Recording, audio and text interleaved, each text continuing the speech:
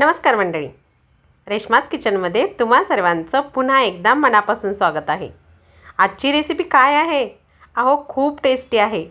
कधी कधी काय होतं ना, घरी मुळे आणले जातात पण ते खायला कुणी मागत नाही आणि ते तसेच सुकून जातात। तर ते मुळे फेकून न देता त्याचा असा ठेचा बनवायचा, खूप सुंदर होतो। चला तर मग फार वेळ न घालवता रेसिपीला सुरुवात करू। इथे मी 2 मुळे घेतलेले आहेत, स्वच्छ धुवून घेतलेत बरं का। आणि अर्धी वाटी शेंगदाणे घेतलेले आहेत, चांगले खरपूस भाजून घेतलेले आहेत। 10 ते 12 लसूण पाकळ्या घेणार आहोत आपण। एक लिंबू घेतलेला आहे, चवीनुसार वापरायचा, अर्ध घालणार आहे यातलं। आणि जिरे आहेत, मिरच्या आहेत 4, तिखट आहेत, या कट करून घेतलेल्या आहेत। लगेच लोखंडी तवा गॅसवरती ठेवून घेतला आहे मी। चांगला कडकडीत गरम झाला की यावरती घालून घ्यायच्या आपण ज्या हिरव्या मिरच्या घेतलेल्या आहेत त्या। तिखट आहेत या मिरच्या, तुमच्याकडच्या मिरच्या जर तिखट नसतील ना तर याचं प्रमाण वाढवलं तरीही चालेल। लिंबू हे ऑप्शनल आहे आपल्या या रेसिपीत। आमच्याकडे कोणाला या ठेच्यामध्ये लिंबू आवडतं तर कोणाला आवडत नाही, तर ज्याच्या त्याच्या आवडीनुसार लिंबू घ्यायचं आणि खायचं। त्यामुळे रेसिपी बनवताना मी लिंबू वापरलेलं दाखवलेलं नाही आहे।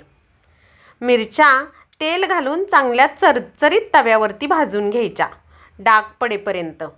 यामुळे काय होईल, मिरची वाटली जाईल आणि तिचा कच्चा स्मेल येणार नाही, खाताना ती कच्ची लागणार नाही। चांगली डाग पडेपर्यंत भाजून घ्यायची। आता याबरोबरच 10 ते 12 लसूण पाकळ्याही घालून घेतले मी, लसणाचाही कच्चा वास निघून जावा म्हणून। जिरे घालायचे आहेत अर्धा टीस्पून, आपण 1 टीस्पून घेतले होते त्यातले अर्धा टीस्पून इथे वापरलेले आहेत। आता हे सगळं एक अर्धा मिनिटभर छान असं भाजून घेऊयात। लोखंडी तवा असल्यामुळे पटकन भाजलं जातं, त्यामुळे म्हटलं की लोखंडी तवा घ्यायचा। नसेल तर रोजचा भाकरी करायचा तवा वापरला तरीही चालेल। आता सगळं चरचरीत हे भाजल्यानंतर एका प्लेटमध्ये काढून घेणार आहोत आपण। हे भाजणं खूप महत्त्वाचं आहे, कारण कच्चा स्मेल याचा आपला ठेच्यामध्ये येणार नाही।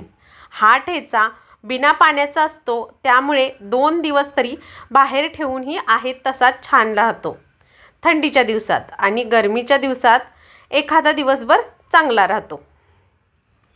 फ्रीजमध्ये ठेवायची अजिबात गरज नाही आहे। आता हे सगळं भाजून घेतल्यानंतर काढून घ्यायचं आहे। एका प्लेटमध्ये काढून घेतलं आणि थंड करण्यासाठी ठेवून दिलं आहे। आता पुढची प्रोसेस पाहूयात।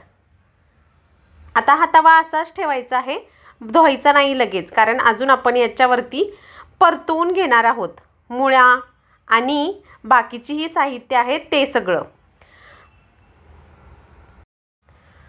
आता इथे जे 2 मुळे घेतले होते ना ते स्वच्छ धुवून घेतले होते मी, त्याची अशी साल काढून घ्यायचे, वरची साल काढून घेते, कारण की मुळे आपले सुकलेले आहेत।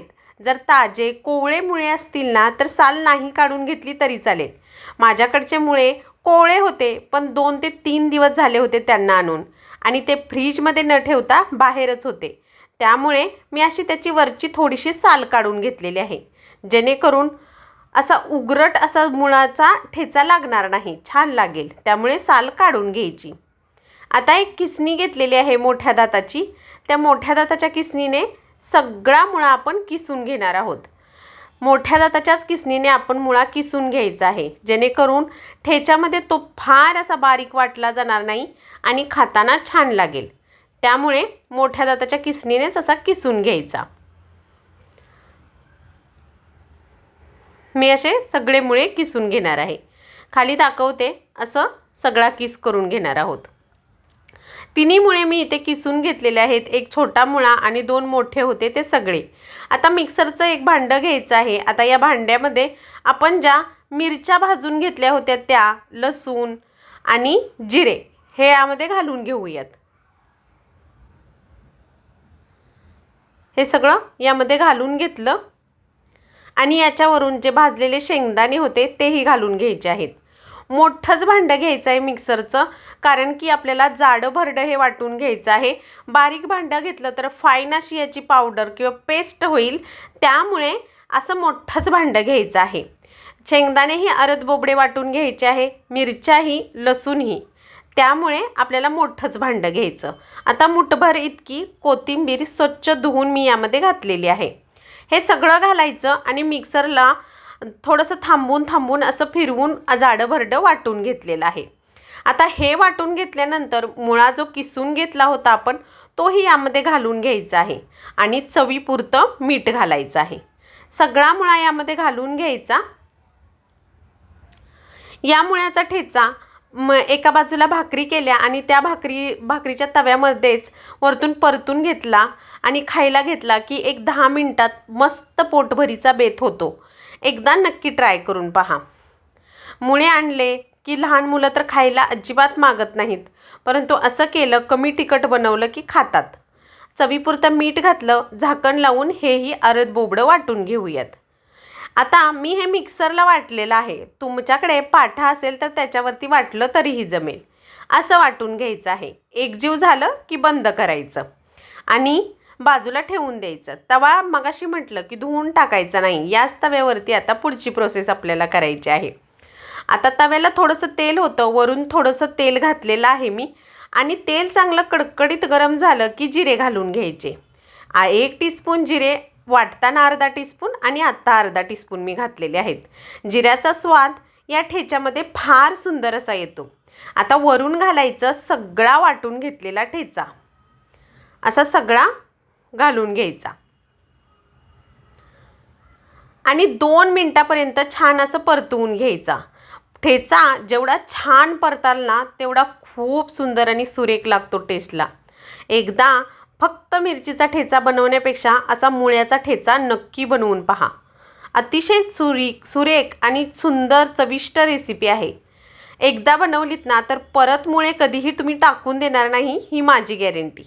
चला आता ठेचा चांगला एकसारखा परतवून घेऊयात या पद्धतीने.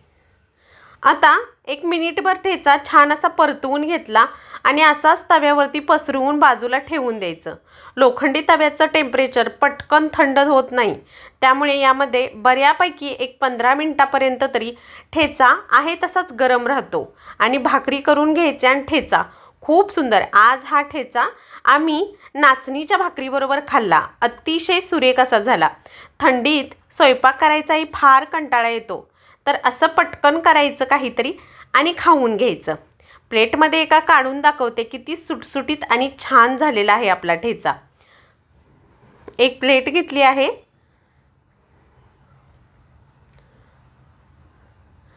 आता या प्लेटेमध्ये काढून दाखवते. किती सुटसुटीत आणि दिसायला जेवढा सुंदर दिसतो आहे ना तेवढाच खायलाही रुचकर आणि टेस्टी आहे. फार भारी लागतो. फक्त मी सांगितलं आहे त्या टिप्स आणि ट्रिक्स फॉलो करून जर तुम्ही रेसिपी बनवली ना तर घरातली मंडळी म्हणतील की आठवड्यातून 2 वेळा तरी नक्की बनव. अतिशय रुचकर आणि टेस्टी रेसिपी आहे. किती सुटसुटीत आणि मस्त झालेला आहे. कॅमेऱ्याच्या समोर घेऊन दाखवते थोडं तुम्हाला, म्हणजे अंदाज येईल तुम्हाला किती छान आणि सुरेख रेसिपी झाली आहे आपली. मस्त. अशी म्हटल्याप्रमाणे इथे मी नाचणीची भाकरी घेतलेली आहे. त्याच्यावरती असं ठेच्याची प्लेट ठेवली. वरून लिंबू ज्याला हवं ते घेईल, नको असेल ते राहिलं. मला तर लिंबू फार आवडतं यामध्ये, पण आवडीनुसार आहे. आमच्या आहोंना अजिबात लिंबू याच्यामध्ये आवडत नाही, त्यामुळे मी आत्ता वापरलेलं नाही. तुमच्याकडे आवडत असेल तर सगळ्यांना तर वरून घातलं रेसिपी करताना तरीही चालेल. किती सुरेख अशी मस्त झाली आहे ना रेसिपी. एकदा नक्की करून पहा. तर मंडळी, कशी वाटली तुम्हाला आजची रेसिपी हे कमेंट करून सांगायलाही विसरू नका. आणि रेसिपी बघितल्यानंतर केली ना तर ती कशी झाली हेही मला कमेंट करून नक्की सांगा. भेटूयात नवीन व्हिडिओमध्ये नवीन रेसिपीसोबत. तोपर्यंत स्वस्त खा आणि मस्त रहा. Like, share, subscribe.